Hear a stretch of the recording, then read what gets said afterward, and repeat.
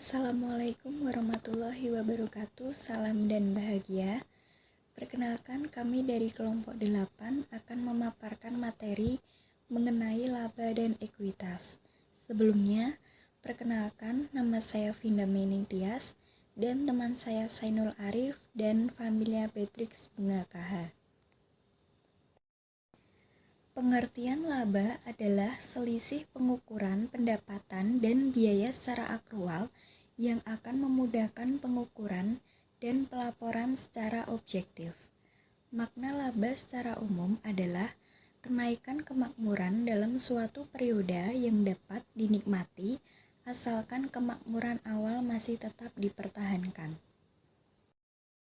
Tujuan pelaporan laba yang pertama, pengukur efisiensi pada perusahaan. Yang kedua, pengukur prestasi atau kinerja badan usaha dan manajemen. Yang ketiga, dasar penentuan besarnya pengenaan pajak. Yang keempat, alat pengendalian alokasi sumber daya ekonomi suatu negara. Yang kelima, dasar penentuan dan penilaian kelayakan tarif dalam perusahaan publik. Yang keenam, alat pengendalian terhadap debitor dalam kontrak utang. Yang ketujuh, dasar kompensasi dan pembagian bonus. Yang kedelapan, alat motivasi manajemen dalam pengendalian perusahaan. Yang kesembilan, dasar pembagian dividen. Konsep laba konvensional. Hendriksen dan Van Breda tahun 1992 mengemukakan bahwa laba akuntansi yang sekarang berjalan atau konvensional masih problematik secara teoretis.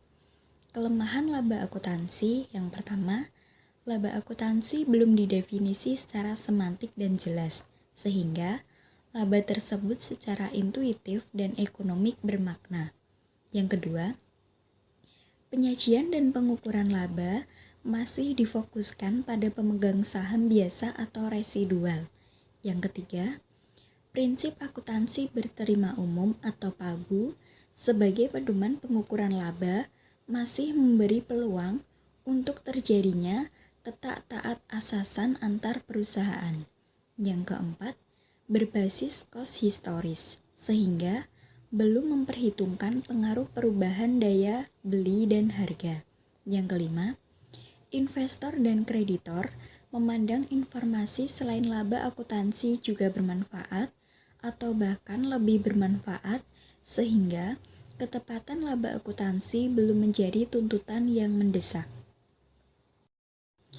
Konsep laba dalam tataran semantik berkaitan dengan masalah makna apa yang harus dilekatkan oleh perekayasa pelaporan pada simbol atau elemen laba sehingga bermanfaat dan bermakna sebagai informasi.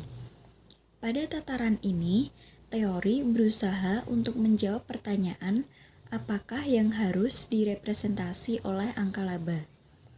Pemaknaan laba secara semantik akan menentukan pemaknaan laba secara sintaktik, yaitu pengukuran dan penyajiannya. Pemaknaan laba sebagai pengukur efisiensi, konfirmasi harapan investor, dan estimator laba ekonomi. Perbandingan antara laba akuntansi dan ekonomik. Dari sudut pandang pemaknaan, laba akuntansi yaitu rekayasa akuntansi, penyusun standar atau penyusun statement keuangan. Sedangkan sudut pandang pemaknaan dari laba ekonomik yaitu pemegang saham. Dasar pengukuran dari laba akuntansi yaitu kos historis. Sedangkan dasar pengukuran pada laba ekonomik yaitu kos kesempatan, nilai pasar, dan nilai likuidasi. Pengertian ekonomik pada laba akuntansi yaitu kelayakan ekonomik jangka panjang, sedangkan pengertian ekonomik pada laba ekonomik yaitu penilaian ekonomik jangka pendek. Makna depresiasi pada laba akuntansi yaitu alokasi kos, sedangkan makna depresiasi pada laba ekonomik yaitu penurunan nilai ekonomik.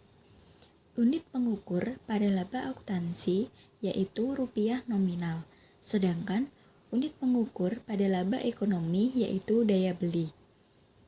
Selanjutnya, sasaran pengukuran atau sifat laba pada laba akuntansi yaitu laba uang atau nominal.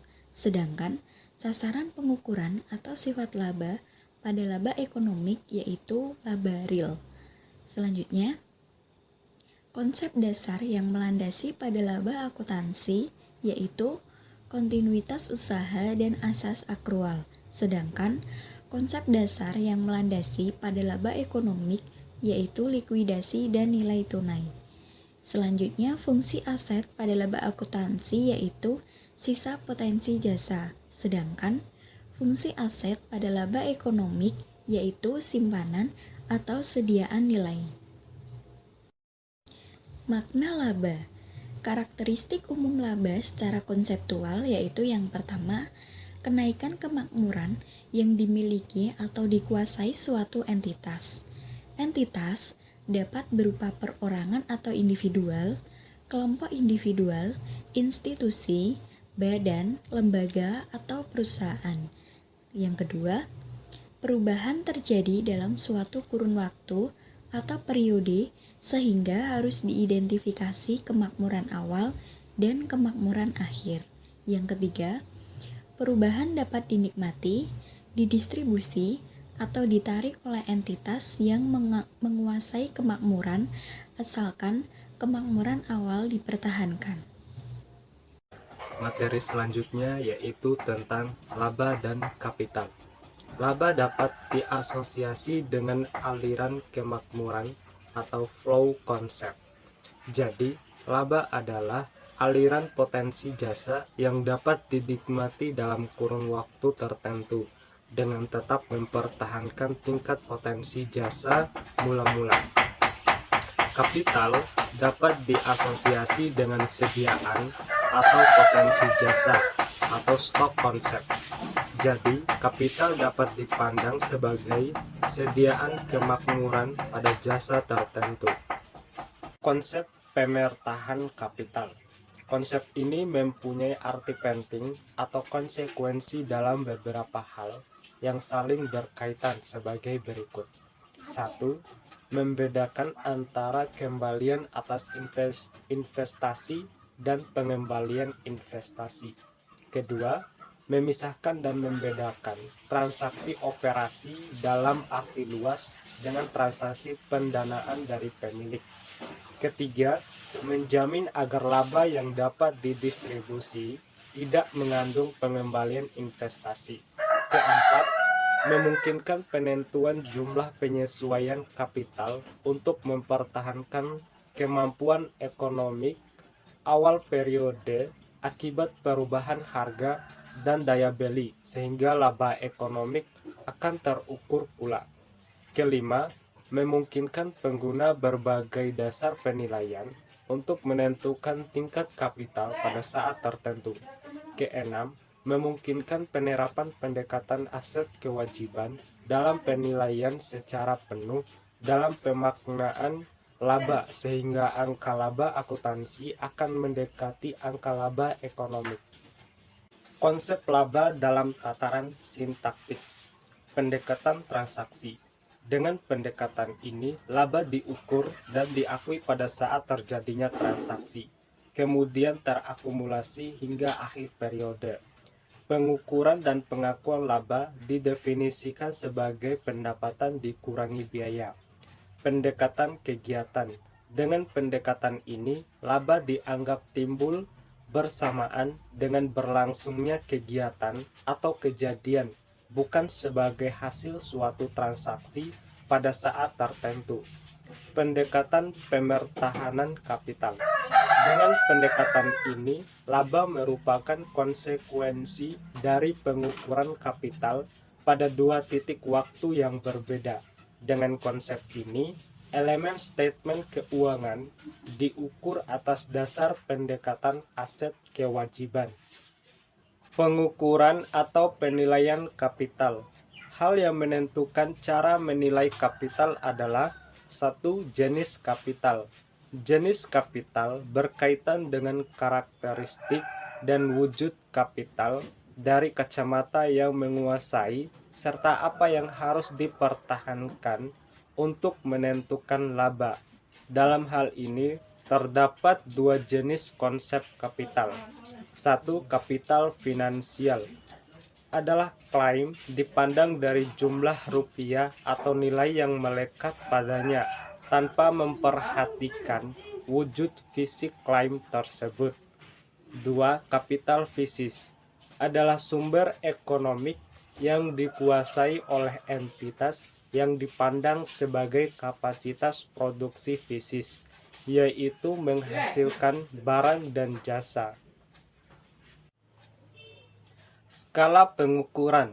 Skala pengukuran adalah unit pengukur yang diletakkan pada suatu objek sehingga dapat dibedakan besar kecilnya dari objek yang lain atas dasar unit pengukur tersebut. Satu, skala nominal adalah suatu rupiah sebagaimana telah terjadi tanpa memperhatikan perubahan daya beli dengan berjalannya waktu akibat perubahan kondisi ekonomi. Dua, skala daya beli adalah skala untuk mengatasi kelemahan skala rupiah nominal. Dasar atau atribut pengukuran. Satu, cost historis adalah jumlah rupiah sepakatan atau harga pertukaran yang telah tercatat dalam sistem pembukuan. Dua, cost sekarang adalah jumlah rupiah harga pertukaran atau kesepakatan yang diperlukan sekarang untuk memperoleh aset yang sama jenis dan kondisinya atau setara. Pengukuran laba dengan mempertahankan kapital. Beberapa pendekatan yang mengimplikasi penentuan laba. Satu, kapitalisasi aliran kas harapan. Dua, penilaian pasar atas aset bersih perusahaan. Tiga, setara kas sekarang. 4. Harga masukan historis. 5. Harga masukan sekarang. 6. Pemertahanan daya beli konstan.